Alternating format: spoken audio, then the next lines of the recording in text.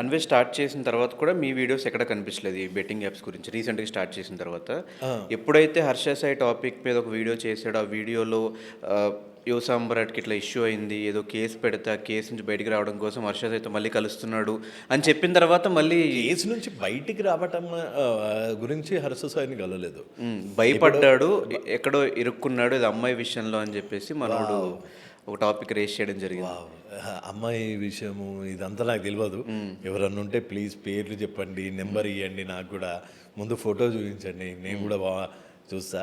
నాకు తెలిసి హర్ష సాయి అమ్మాయి విషయంలో ఇరుక్కున్నాడా లేకపోతే నేను మీదే ఏదో కేసు అయితే హర్ష దగ్గరికి వెళ్తే ఇప్పుడు మనోడు జుట్టు ఇప్పుడు మీ జుట్టు హర్ష సాయి దగ్గర ఉంది అని సారాంశం. ముందు ఇండివిజువలిస్టిక్గా కొట్లాడడం వల్ల ఒక 4 కేసులు పడ్డాయి నా మీద. అందులో 2 హర్ష సాయి పెట్టిండు, నేను హర్ష సాయి మీద పెట్టిన. అండ్ దెన్ ఎప్పుడైతే నేను అది చెయ్యను, నేను ఆపేస్తున్నాను అని తను చెప్పిన తర్వాత బెస్ట్ ఎగ్జాంపుల్ దీనికి ఇప్పుడు గీతు నేను కూడా రీసెంట్ టైమ్స్లో చాలా బాగా మాట్లాడుకుంటున్నాను. అంటే ఇప్పుడు ఏంటి గీతు గారి చేతుల్లో గీతు రాయల్ గారి చేతుల్లో నా జుట్టు ఉందంట కాదు కదా. ఇప్పుడు నీకు నేను బ్రదర్ ఇది చెయ్యకు బ్రదర్, ఇది యాంటీ సోషల్, దీనివల్ల చాలామంది లైఫ్స్ పాడైపోతున్నాయి అంటే ఆపేస్తే ఇంకా దాని తర్వాత కూడా నేను లేదు నువ్వు చేసినా నేను వీడియోలు పెడతా అంటే నీకు నా మీద ఒపీనియన్ ఏముంటుంది? బట్ ఇక్కడ అదే జనాలు క్లారిటీ రావట్లే. మీరు ఒకప్పుడు మాట్లాడుకుని మీరు ఇప్పుడు కొట్టుకుంటుంటే మేము మాట్లాడుకోలేదు, మేము కొట్టుకున్నాము, మేము ఇప్పుడు మాట్లాడుకుంటున్నాము. మాట్లాడుకోవడంలో కూడా కూర్చొని జిగిరీలాగా బాస్ ఏంది తిన్నావా, పడుకున్నావా, లాలబోసుకున్నావా ఇవన్నీ కాదు. ఎట్లున్నో బ్రదర్ ఈ ఫైట్ చేస్తున్నా, థ్యాంక్ యూ నువ్వు చేయనందుకు థ్యాంక్ యూ, అండ్ ప్లీజ్ ఈ ప్రోగ్రాంలో హెల్ప్ చెయ్యి, పిల్లల్లో హెల్ప్ చెయ్యి, పిఎల్లో హెల్ప్ చెయ్యి, నీకు తెలిసిన లింక్స్ ఇవ్వు, డెఫినెట్గా దాని మీద ఫైట్ చేద్దాం. ఇది కలెక్టివ్ ఫైట్. ఇదేదో నేను ఒక్కరినే ఫైట్ అన్న దృష్టి కూడా కాదు. నేను ఒక్కరినే ఫైట్ కాదు, నేను సజ్జనార్ గారు ఒక్కటే ఫైట్ కాదు, మన అన్వేష్ ఒకటే ఫైట్ కాదు, కలెక్టివ్. పబ్లిక్లో వచ్చింది ఇది. వాట్ ఈస్ దిస్ నాన్సెన్స్ అని పబ్లిక్లో వచ్చింది కాబట్టి ఇది పార్లమెంట్ వరకు, అసెంబ్లీ వరకు వెళ్ళింది. అంతేగాని ఇది ఓన్లీ రవి ప్రాబ్లమ్ లేకపోతే ఓన్లీ అన్వేష్ ప్రాబ్లమ్ అనుకుంటే ఆ లెవెల్కి వెళ్ళేది కాదు ఇది. సో పబ్లిక్లో అవేర్నెస్ వచ్చింది కాబట్టి వెళ్ళింది అంతే. మేము హాయ్ బాయ్ ఫ్రెండ్స్, అంతేగాని నేను ఆబ్వియస్లీ నేను ఆపేస్తున్నాను అంటే నాకు ఇంకా ప్రాబ్లం ఏముంటుంది అంటున్నాను. లేకపోతే మా ఇద్దరికి ఏమన్నా సేమ్ ఏజ్ గ్రూప్ ఆ పోరి ఇది కాన్సెప్ట్ అయితే ఎవడు రచించారో దీని రైటర్ కానీ మనకి నిజంగా నా సలాం. 44 ఏళ్ళలోనికి పోరి చక్కెర, అది కూడా 23 ఏళ్ళలో చేతిలో పడ్డది. ఇది నాకు తెలిసి ఆ పిచ్చోడు అన్వేష్ చేసిన అలిగేషన్ అనుకుంటా. ఇక అట్లాంటి దానికి ఇక నేను నవ్వే ఆల్ ది బెస్ట్ బాగుంది అని చెప్పడం తప్ప ఇంకా నేను ఇంకా అంతకన్నా ఏం చెప్పలేను నేను. కానీ హర్ష సాయి టాపిక్లో ఒకప్పుడు చాలా మనోడి మీద రోస్ట్ చేసి రెగ్యులర్గా మీ ఇన్స్టాగ్రామ్లో ఒక 2-3 వీడియోస్ పెట్టాలి. నేను ఆపను అదే చెప్తున్నా, ఆపుతానని మనోడు ఎప్పుడు చెప్పాడు అంటే రీసెంట్గా ఒక ఇన్స్టాగ్రామ్ స్టోరీ పెట్టాడు. నాకు చెప్పిన డేట్ కూడా చెప్తా. నాకు చెప్పింది జనవరి. బట్ పబ్లిక్లో ఎక్కడ చెప్పలేదు కదా. పబ్లిక్గా కూడా మనోడు ఇంటర్వ్యూ వచ్చి అదే బ్రదర్ ఇవి డిమాండ్ చేయడానికి మనం ఎవడము? అసలు మనం పోలీసా లేకపోతే సిబిఐయా? మనం ఏంది ఎమ్మెల్యేనా లేకపోతే ఏంది? మనము పబ్లిక్గా చెప్పాలా? పబ్లిక్ అందరి ముందు నేలకు ముక్కులు ఫైట్ చేసింది అదే కదా, బెట్టింగ్ యాప్స్ ప్రమోట్ చేయడం ఆపేస్తాను అని. ఆపమన్నా ఇప్పుడు గీతు నేను ఆపేస్తాను అని చెప్పింది, అది పబ్లిక్గా చెప్పిందా? మొన్న పబ్లిక్గా చెప్పారు, మొన్న పబ్లిక్గా చెప్పారు, ముందు పబ్లిక్గా చెప్పారా?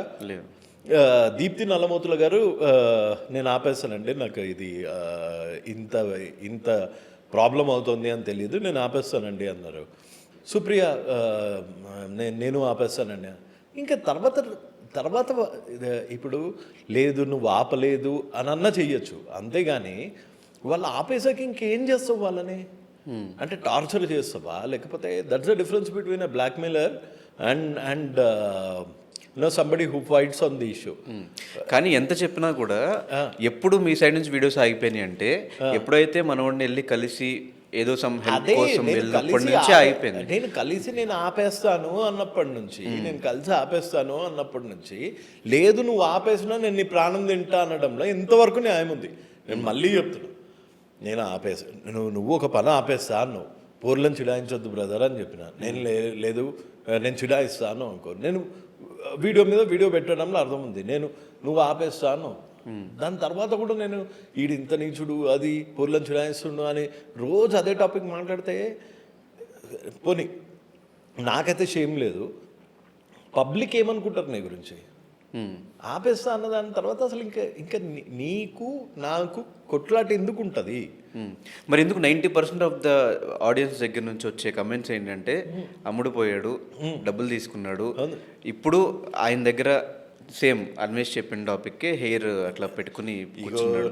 ఇది ఎందుకు అనిపిస్తుంది అంటే, ఈవెన్ నాకు కూడా ఎందుకు అనిపించింది అంటే, అయిపోయిందో ఆపేస్తే ఓకే, కానీ మళ్ళీ తర్వాత హర్ష సాయికి సపోర్టివ్గా కొన్ని వీడియోస్ మాట్లాడటం ఇంటర్వ్యూస్లో కానీ. ఆబ్వియస్గా నీ ఫైట్తో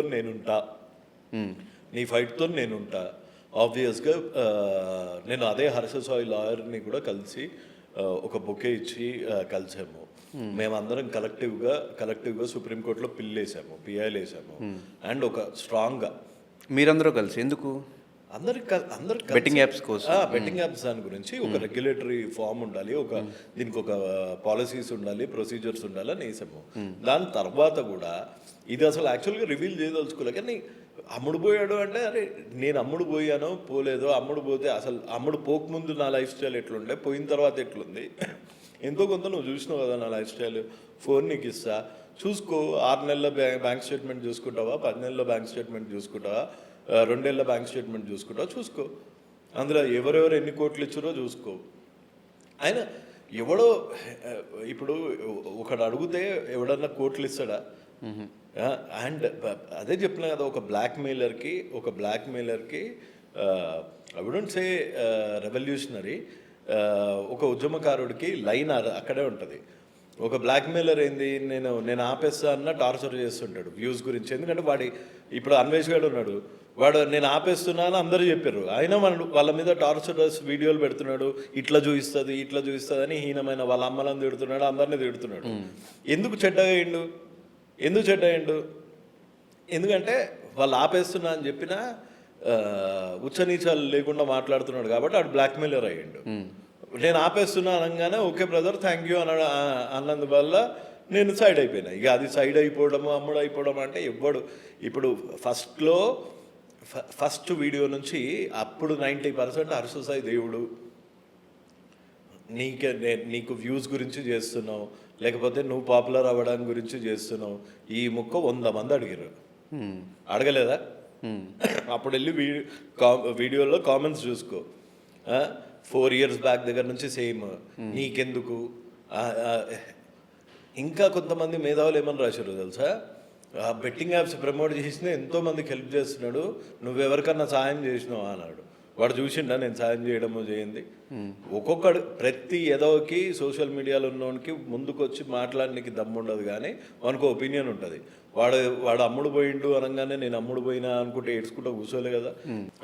డీజీపీ రిప్రజెంటేషన్స్ వేసిన, పిఐలు వేసిన, ఒక 4 కేసులు పెట్టించుకున్నా, 2 కేసులు వేసిన, 2 రిట్లు వేసిన. నేను చేయాల్సింది నేను చేసిన. సో నేను అద్దంలో చూసుకున్నప్పుడు నాకు నేను హీరోలాగా అనిపిస్తున్నా. సో ఒక కోన్కిస్కానికి సమాధానం చెప్పాల్సిందే. అంటే నేను అనేది ఇంటర్వ్యూలో కాదు, ఈ అమ్ముడు పోయాడు అనుకునేటోడు, అమ్ముడు పోయాడు లేకపోతే 100 కోట్లు చేతులు మారినాయి అనుకునేటోనికి నేను సమాధానం చెప్పాల్సిన అవసరం లేదు అన్నది నా పాయింట్, అంతే. అర్థమైందా? ఇప్పుడు మరి ఈ సోర్స్ ఆఫ్ ఇన్కమ్ ఎలా బ్రో నీకు? సోర్స్ ఆఫ్ ఎవ్రీ మంత్ నేను చెప్తున్నా, వేస్ట్ మేనేజ్మెంట్ ప్రాజెక్ట్స్ చేస్తున్నా, ఇంకా ఐటీ ఉంది. ఇప్పటికి స్టిల్ 10 ఏళ్ళు అమెరికాలో ఉండేసి వచ్చిన, 10 ఏళ్ళు అమెరికాలో ఉండేసి వచ్చిన. ఇది చదువుకో, ఇది డీజీపీ రిప్రజెంటేషన్ వెనకాల స్టాంపులతోనే ఉంటుంది. 2 లైన్లు డీజీపీ రిప్రజెంటేషన్ ఇచ్చింది ఎవరు? బెట్టింగ్ ప్రమోటర్స్ మీద వాళ్ళ డాడీ ఇచ్చిండా. మొత్తం ఇంకా 3 పేపర్లు దాటిన తర్వాత చూడు వెనకాల డీజీపీ గారి ఆఫీస్ సిగ్నేచర్ కూడా ఉంటుంది. అది కాదు అందులోనే ఇటీ బ్రో. 11 September 2024. ఓకే, ఇదంతా స్టార్ట్ అవ్వకుండా లాస్ట్ ఇయర్ సెప్టెంబర్లోనే. లాస్ట్ ఇయర్ ఎందుకు? 24 లాస్ట్ ఇయర్ మార్చ్ నుంచి, అంతేందుకు 4 years ముందు నుంచి.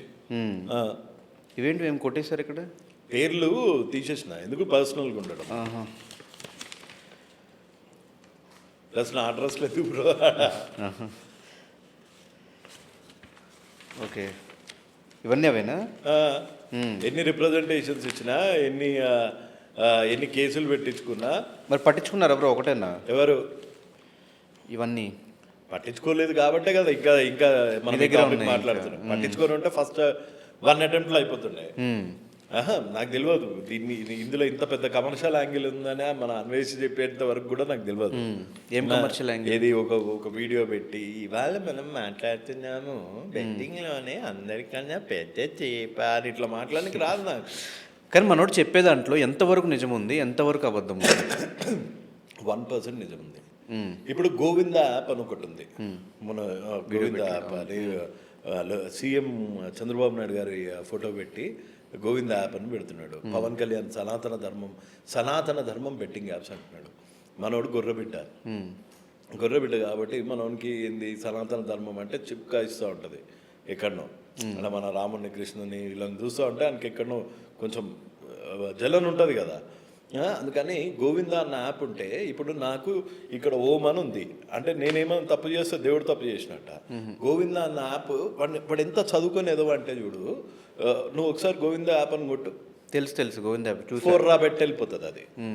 అంటే అది ఒక సర్వగేటెడ్ వెబ్సైట్. అంతేగాని దానికి టీటీడీకి నారా చంద్రబాబు నాయుడు గారికి పవన్ కళ్యాణ్ గారికి అసలు సంబంధం లేదు, రూపాయి సంపాదన లేదు. దాన్ని హైప్ చేయనికి వాని వ్యూస్ గురించి ఎంపీలు ఎమ్మెల్యేలు ఇంత లుచ్చా పని చేస్తారు అంటే నమ్ముతావా నువ్వు? పోనీ చెప్పినప్పుడు దమ్మున్నోడిని చెప్పినప్పుడు గోటీలు ఉన్నోడు అయితే వచ్చి ఏ ఎమ్మెల్యే ఏ ఎంపీ అని చెప్పాలా. అక్కడ పవన్ కళ్యాణ్ గారి ఫోటో పెట్టి చంద్రబాబు నాయుడు గారి ఫోటో పెట్టి రెడ్డి క్రికెట్ యాప్స్ ఓనర్ ఎవరంట తెలుసా? జగన్ రెడ్డి గారంట. పచ్చానికి కూడా తెలుసు అది. వాళ్ళకి రెడ్డి యాప్స్ అని ఉంటే జగన్ రెడ్డిది అయిపోతుందా? సనాతన ధర్మం బెట్టింగ్ యాప్స్ అంట. గోవింద బెట్టింగ్ యాప్ అంటే సనాతన ధర్మం బెట్టింగ్ యాప్ అయిపోతుంది అది. గోవిందాలో 3 నామాలు ఉన్నాయని అది టీటీడీ యాప్ అంట. అది ఇంత నీచంగా మాట్లాడటంతో ఏం ఆర్గ్యూ చేస్తావు, ఏం చెప్తావు? మరి మనోడికి ఇప్పుడు పర్సనల్గా ఫోన్ చేసి చెప్పే ప్రయత్నం చేయలేదా? 100 సార్లు చెప్పిన చెప్తే ఏంది నీకు ఎందుకనే అవునండి నేను క్రియేటర్నండి నన్ను ఎలానా చెప్పాలి అంటాడు. ఏం చెప్తావు? నాకు కూడా ఈవెన్ మనోడు చెప్పే పాయింట్ కరెక్ట్ ఏమో కానీ చెప్పే విధానం, చెప్పే పాయింట్ కూడా కాదు. పాయింట్ కూడా నీకు కురుసాపోలో రిజిస్టర్ అయిన కంపెనీకి చంద్రబాబు నాయుడు గారికి లింక్ ఏందిరా ఇడియట్. నేను ఇట్లనే మాట్లాడితే నేనేమో మిమ్మల్ని దేవుడు అంటే మీరేమో నాకు గుద్ద దింగేస్తున్నారు అంటాడు. అసలు నేనేం అంటలేనురా, నీకు నిజం అనిపించింది, నువ్వు చేసేదే ఒక ఫేక్ ఉద్యమం, దాన్నన్నా నిజంగా చెయ్యి, దాన్నన్నా ఒరిజినల్గా చెయ్యి, నీ డబ్బుల గురించి చెయ్యకు. నీకు ముందు బయాసాని యాదవ్ సరే ఇప్పుడు ఏదో డబ్బులు ఇస్తా అన్నాడు. బయాసాని యాదవ్ మీద 41 వీడియోలు చేశారు. రవి తెలుగు ట్రావెలర్ అని ఒక ట్రావెలర్ ఉన్నాడు. వాళ్ళ వైఫ్ దగ్గరికి వెళ్ళి వాళ్ళ అమ్మ దగ్గరికి వెళ్ళి గలీజ్ తిట్లు తిట్టారు. వాళ్ళు ఏ బెట్టింగ్ యాప్స్ ప్రమోట్ చేసినారు అని తిట్టినవరా? ఉమా తెలుగు ట్రావెలర్ ఏ బెట్టింగ్ యాప్స్ ప్రమోట్ చేసినారని తిట్టినవరా? వాళ్ళందరినీ దీనికి ఎవరెవరైతే కాంపిటీటర్స్ అనుకుంటారో తెలుగు యూట్యూబ్ కమ్యూనిటీలో వాళ్ళ మీద పెడతారు. ఈవెన్ ఇప్పుడు పాయింట్లోనే ఎవరో ట్రావెలర్ నేను చెప్పంగానే ఆపేసాడు బెట్టింగ్ యాప్ గురించి. మనోడు ఏదో గిఫ్ట్ మంత్లీ ఎంతో డబ్బులు పంపిస్తూ ఉంటాడు కదా. ఎవరు? రంజిత్ చెప్పగానే సో రంజిత్ అనకూడదు. మళ్ళీ పచ్చళ్ళు వాళ్ళ పిల్లలు ఎవరు? వీళ్ళ చెల్లెలు వాళ్ళని ఏమనొద్దు. వాళ్ళు బెట్టింగ్ యాప్స్ ప్రమోట్ చేసుకోవచ్చు, కష్టపడిన అమ్మనక్కని తిట్టచ్చు, వాళ్ళని ఏమనొద్దు. మహిదర్ వైబ్స్ అని ఒకడు ఉంటాడు దొంగ. వాడైతే వాడు చేసిన బెట్టింగ్ యాప్స్ నాకు తెలిసి ఎవడు చేయడు. వీడు తోడు దొంగలు, వాడు చేస్తాడు, వీడు డబ్బులు దొబ్బుతాడు. సో మనోడు కూడా బెట్టింగ్ యాప్ చేసాడు అయితే. అది ఇండైరెక్ట్లీ నేను అట్లా ఫాల్స్ అలిగేషన్స్ చెయ్యబ్బా. I'm not Anvesh. వాడు బెట్టింగ్ యాప్స్ చేసి ఉన్నాడు కానీ పెద్ద దొంగ అన్వేష్. ఎందుకంటే మైదర్ గాడు చేసి వీనికి అందులోకి వెళ్ళి పైసలు ఇచ్చిండు.